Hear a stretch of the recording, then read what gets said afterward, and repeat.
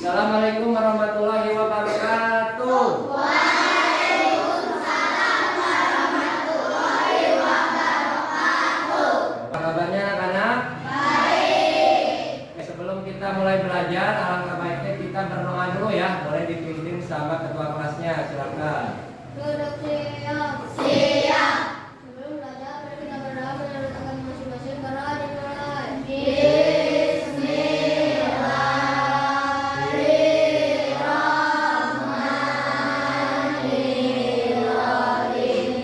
Kita absen dulu ya, yang tidak hadir. Siapa? Kita doakan semoga teman yang sakit bisa segera sehat dan besok bisa kembali ke sekolah. Belum kita mulai belajar, kita sama-sama menyanyikan lagu wajib Indonesia Raya. Jadi mohon anak-anak semuanya berdiri ya.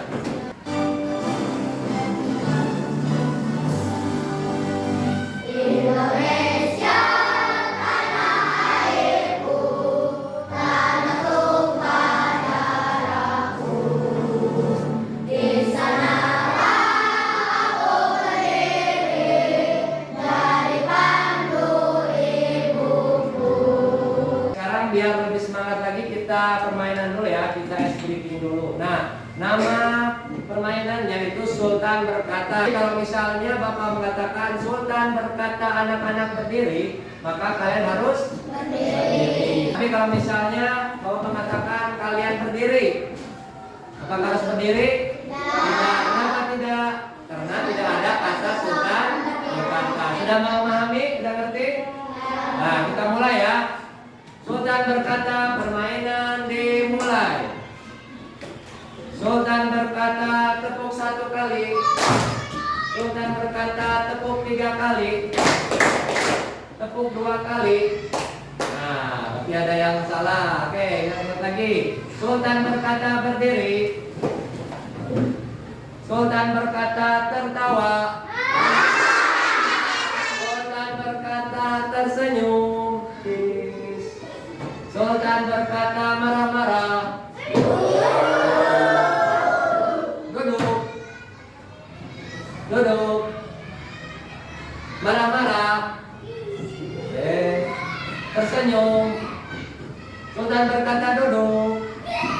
Sultan berkata, tepuk tangan 3 kali. Sultan berkata, tepuk tangan 5 kali. 4 kali. Nah, masih ada yang salah. Oke, Sultan berkata, tepuk tangan 3 kali. 2 kali. Nah, masih ada yang salah lagi. Berarti belum konsentrasi lagi. Sultan berkata, tepuk tangan 1 kali. Tepuk tangan 2 kali. Tepuk tangan 3 kali. Tepuk tangan 4 kali. Sultan berkata, tepuk tangan sebanyak-banyaknya. Sultan berkata, permainan selesai. Nah, sebelum itu di sini kalian pernah nggak membantu orang tua di rumah misalnya memasak mie? Karena semuanya. Nah, coba kira-kira kalau mau masak mie instan itu yang harus dipersiapkan pertama apa dulu ya? Panci. Setelah panci air, kompor. Panci air, kompor, mie. Nah, sudah ada panci air, kompor, mie. Kira-kira diapakan yang pertama? Ya, didirikan apanya? Nah, airnya, nanti airnya dimasukkan ke panci. Setelah dimasukkan ke panci diapakan? Nah, dipanaskan menggunakan apa dipanaskannya? Kompor. Setelah dididihkan, dipanaskan, kemudian diapakan ya? Nah, dimasukkan mie. Mie dimasukkan nih, ada lagi nggak tambahannya? Nah, ditambahkan telur biar enak, ada lagi biar lebih sehat. Nah, ditambahkan sayuran. Kalau sudah ditambahkan semuanya, kira-kira kita nyiapkan apa lagi nih? Nyiapkan bumbunya simpan di mana? Nah, di mangkok. Setelah menyiapkan bumbu di mangkok, kemudian diapakan? Dituang. Nah, dituangkan hasil tadi mie yang sudah direbus. Kalau sudah dituangkan di mangkok, kemudian diapakan? Bisakah ditambahkan lagi? Tambahkan apa? Biasanya biar lebih enak. Boleh bawang, yang suka bawang, apalagi kalau yang suka pedas.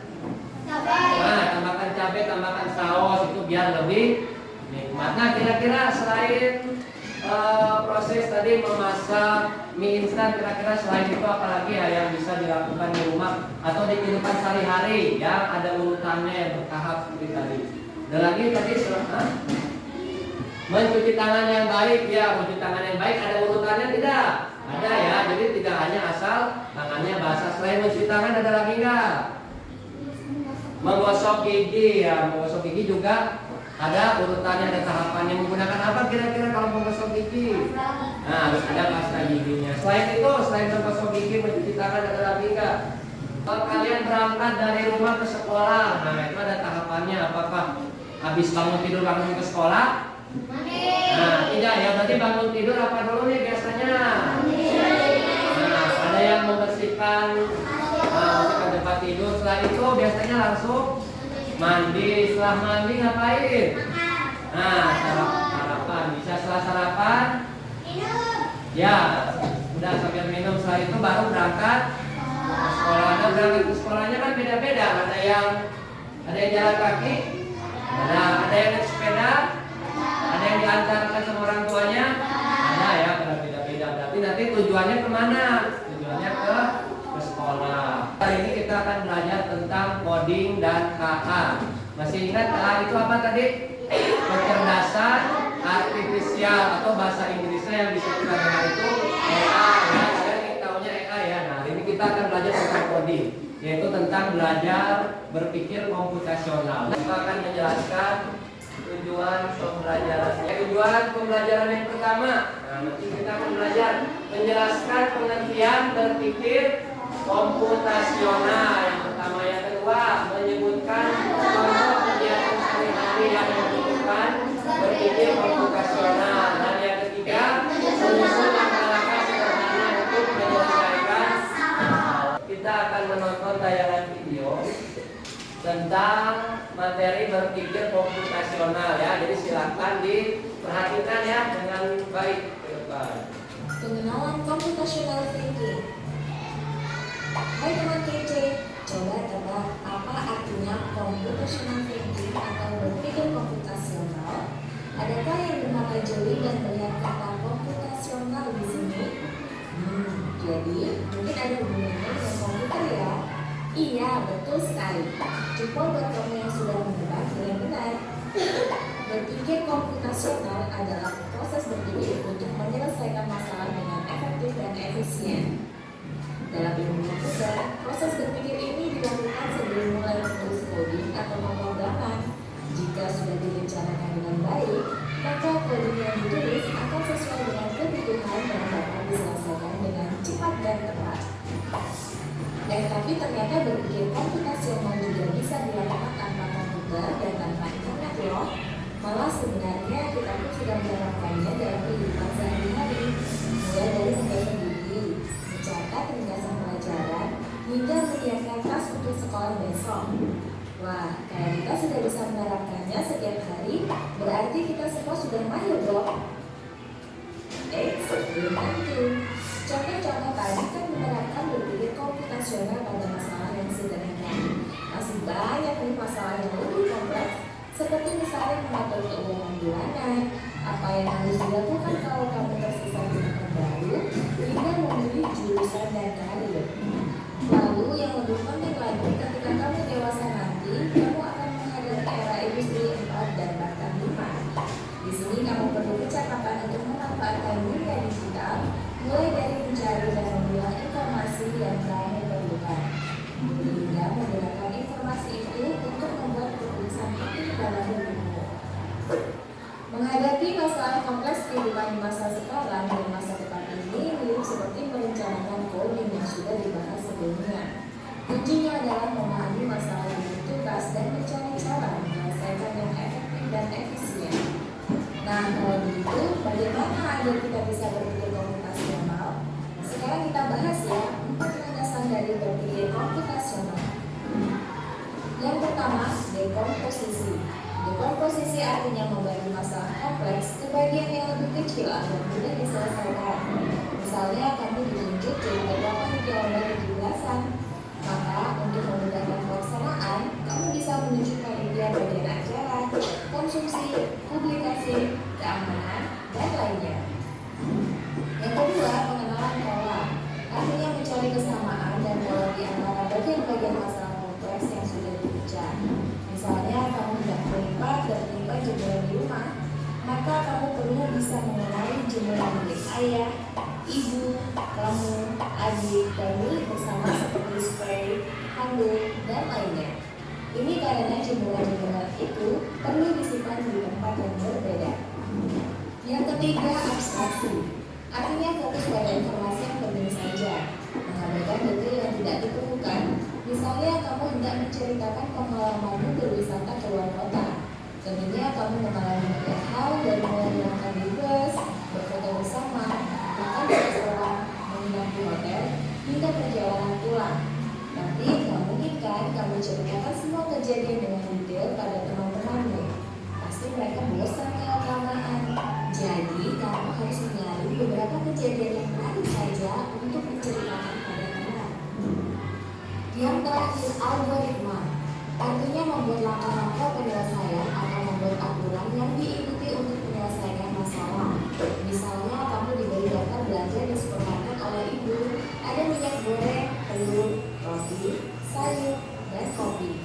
Lalu kamu harus buru-buru karena ibu sudah mau memasak dengan minyak goreng itu. Nah, kalau seperti ini, satu cara yang efisien misalnya mulai dengan mengambil barang yang paling dekat dari pintu masuk hingga terakhir yang paling dekat dengan kasir. Nah, itu dia 4 landasan berpikir komputasional yang perlu diterapkan untuk memecahkan masalah yang kompleks. Lalu berikutnya, apakah ada cara untuk mengasah kemampuan berpikir komputasional? Itu ada. Selain bisa coba kamu terapkan ke masalah sehari-harimu, kamu bisa juga latihan soal untuk mengasahnya.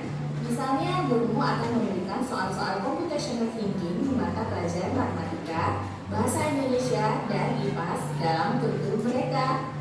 Selain itu, kamu bisa ikut tantangan bebas Indonesia juga. Nah, tadi berpikir komputasional itu apa, anak-anak? Proses berpikir untuk menyelesaikan masalah dengan efektif dan efisien. Efisien itu apa? Ya, jadi mudah dan cepat.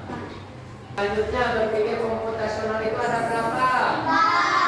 Yang pertama ada apa? Dekomposisi. Yang kedua ada abstraksi. Yang ketiga ada pola, dan yang terakhir keempat ada algoritma. Kegiatan sehari-hari yang membutuhkan berpikir komputasional. Tadi apa? Menggosok gigi boleh, yang ada di video tadi mencatat jadwal pelajaran bisa, mencatat apa lagi? Nah, jadwal tiket bisa. Kemudian tadi ada hal yang kalau misalnya diceritakan kalian habis liburan. Nah, apakah ketika liburan itu kalian akan menceritakan semuanya pada teman-temannya secara detail? Tidak ya. Nah, berarti hal yang paling mudah diingat. Kira-kira apa sih tadi yang diingat ketika misalnya liburan? Selanjutnya kita akan berkelompok. Silakan membentuk 4 kelompok. Sudah? Perwakilan kelompoknya mengambil LKPD-nya. Karena ini kerja kelompok ya, tugasnya kelompok. Jadi dimohon untuk dikerjakannya secara berkelompok. Jadi bisa misalnya ganti-gantian nanti membacakan LKPD-nya, atau bisa bergantian nanti menempelkannya ya. Nah, biar lebih mudah kalian susun dulu semuanya ininya. Nah, ininya disusun dulu semuanya. Nah, disusun, baru nanti kalian tentukan mana nih cara proses membuat jus jeruk itu. Nah, bahan apa yang harus disiapkan? Jangan sampai salah atau jangan sampai kelompok 1 tentang apa? Maka sikat gigi ya. Kelompok 2 mendapatkan tentang cara membuat jus jeruk. Kelompok 3 tentang mencuci tangan dengan baik. Kelompok 4 tentang membuat memasak mie instan. Setiap kelompok mempresentasikan hasil diskusinya ya. Jadi satu-satu ke depan. Sudah selesai? Boleh biar cepat kelompok 1 ke depan.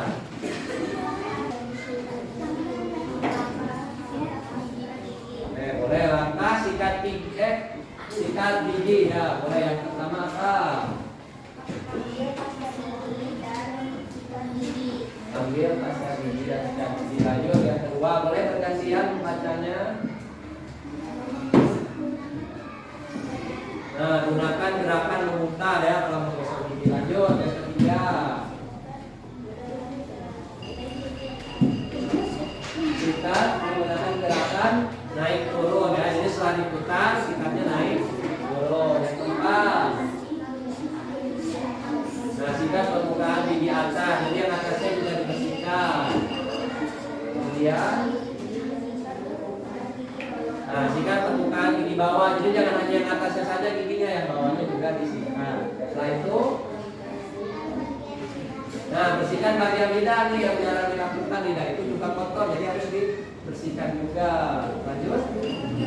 Nah jangan lupa di umur ya, di umur setelah berumur terakhir. Nah nikmati senyum gigi yang bersih. Kira-kira sudah benarkah tahapannya? Benar. Oke, silakan boleh duduk lagi. Tepuk salut untuk kelompok 1. Jempol kanan, jempol kiri.